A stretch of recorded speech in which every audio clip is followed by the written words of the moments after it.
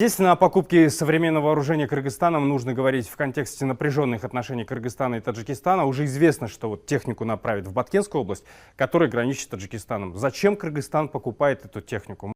Внутриполитическая игра. Досмотрите это видео до конца, и вы узнаете, что означают слова Жапарова по таджикско-кыргызской границе, по мнению экспертов. Подписывайтесь на наши обновления, чтобы всегда оставаться в курсе событий.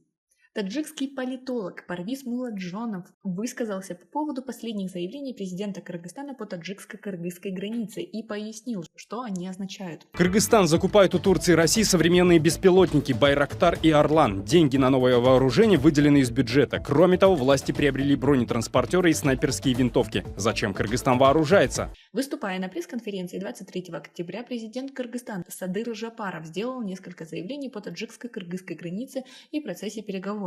Об этом мы рассказывали в прошлых роликах. По заявлению касательно Мадумарова речь идет в протоколе 2009 года по поводу аренды Кыргызстаном у Таджикистана около 5 гектаров земли вдоль реки на протяжении 275 метров. Бишкеку этот протокол был необходим для строительства моста через реку и ремонта дорог Ошу-Баткен-Исфана. По словам Муладжанова, на самом деле в разработке и проверке этого протокола участвовали почти все государственные органы Кыргызской республики, и все они его одобрили. Секретарь Совбеза по закону не смог бы их единолично одобрить и подписать, и на тот момент все полномочия для подписания у него были.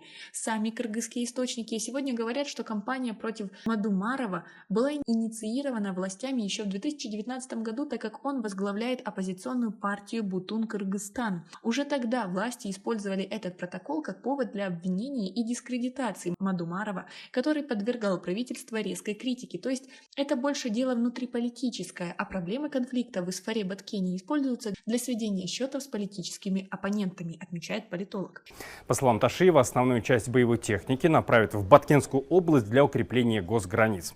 Точных сроков получения дронов глава ГКНБ не назвал, как и не уточнил число закупленных беспилотников и сумму, которую потратили на них из госбюджета. Эксперт подчеркивает, что в этом и состоит сегодня сложность переговорного процесса с кыргызскими политиками. Сегодня власти говорят, что секретарь Совета Безопасности не имел права подписывать договоренности. Завтра к власти придет еще кто-либо другой и скажет, что Ташиев и Жапаров не имели права подписывать договоренности сегодня, говорит Парвиз Муладжонов. Вы с ним согласны? Свои ответы напишите нам, пожалуйста, в комментарии. Политолог говорит, что споров насчет принадлежности этих земель никогда не было. Претензии на Мургаб и Джиргаталь стали выдвигать в последние 2 года в качестве контраргумента относительно карты 1924 года, где анклав Варух соединен с коридором с Таджикистаном, говорит политолог. Тогда вспомнили, что с 14 октября 1924 года до 2 января 1925 года территория Мургабского района входила в состав Карак-Киргизской АО.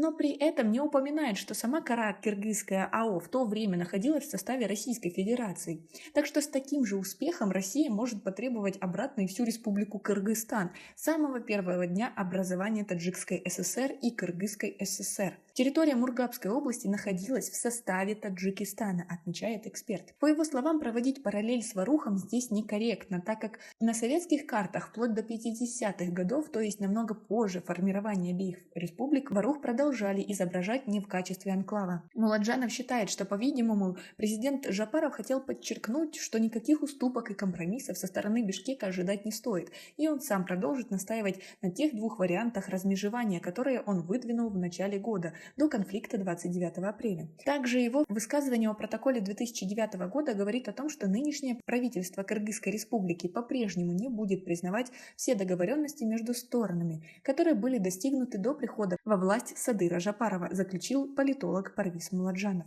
Как вы относитесь к тому, что сегодняшнее правительство Кыргызстана пытается манипулировать картами, в которых и так все ясно? Свои ответы напишите нам, пожалуйста, в комментариях. И очевидно, уже и экспертами весной и летом обозначалась эта проблематика, что она выльется в такую маленькую гонку вооружений. Но, безусловно, есть еще и второй фактор, связанный с Афганистаном. Дело в том, что Баткенская область в начале 2000-х годов была таким плацдармом для локального конфликта, и, видимо, та техника, о которой сейчас идет речь, о предполагаемой закупки, о которой говорят официальные лица Кыргызстана, будет использоваться, возможно, и для более глубокого обеспечения безопасности в связи с ситуацией в Афганистане. У нас пока на этом все. Оцените наше видео подпиской и лайком. До скорой встречи.